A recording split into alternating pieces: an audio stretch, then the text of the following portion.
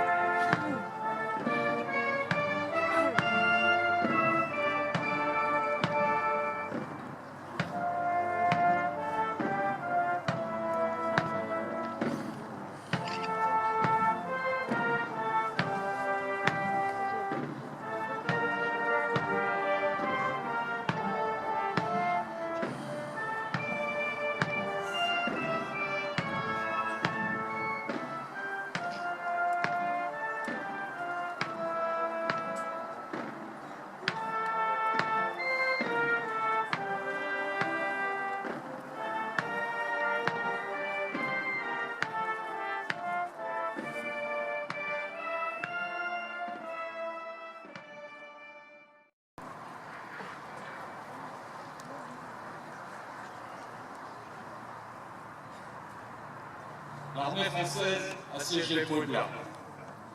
La Légion avait pour mission d'assurer sur 120 km la circulation et la sécurité des convois.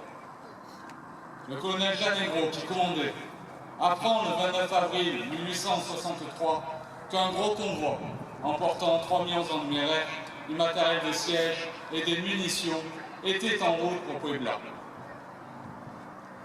Le capitaine d'Anjou, son adjudant-major, le décide d'envoyer au devant du convoi une compagnie. La 3e compagnie du régiment étranger fut désignée, mais elle n'avait pas d'officier disponible. Le capitaine d'Anjou en prend lui-même le commandement, et les sous-lieutenants Maudet, porte-drapeau, et Villain, payeur, se joignent à lui volontairement.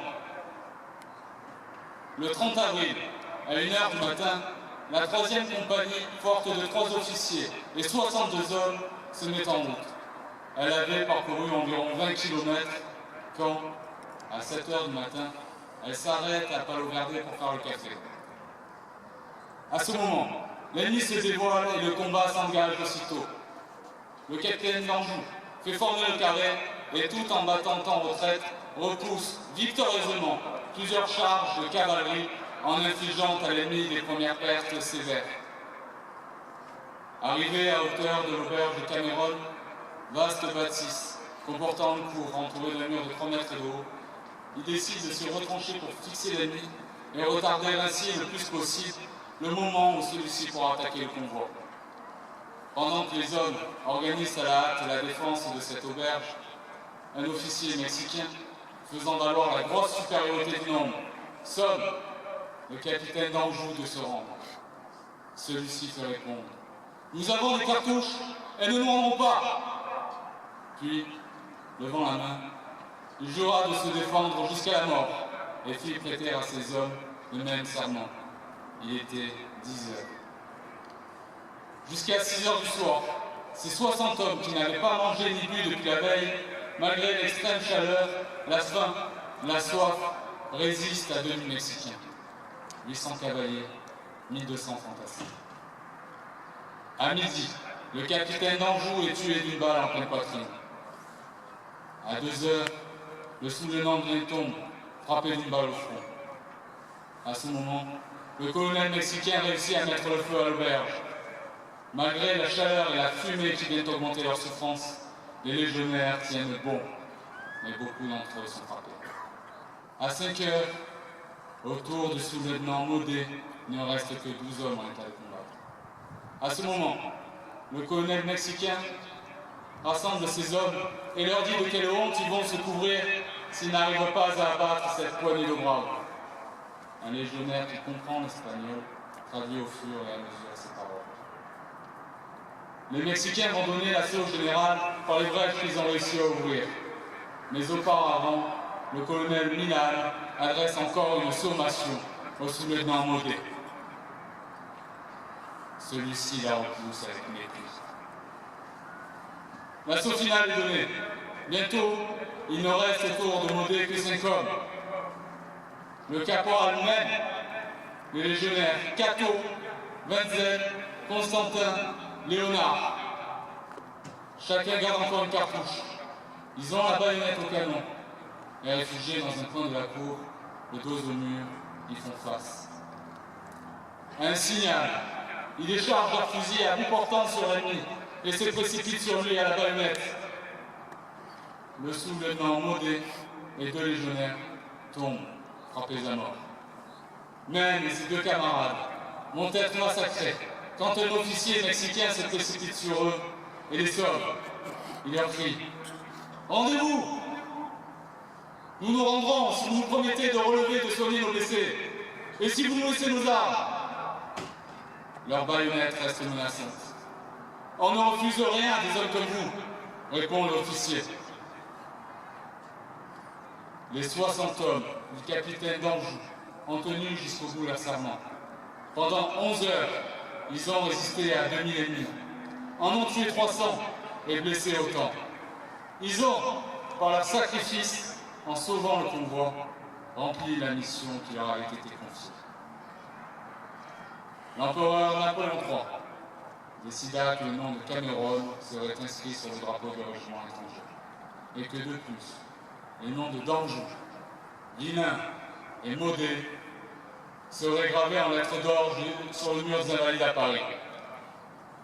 En outre, un monument fut élevé en 1892 sur l'emplacement du combat. Il porte l'inscription «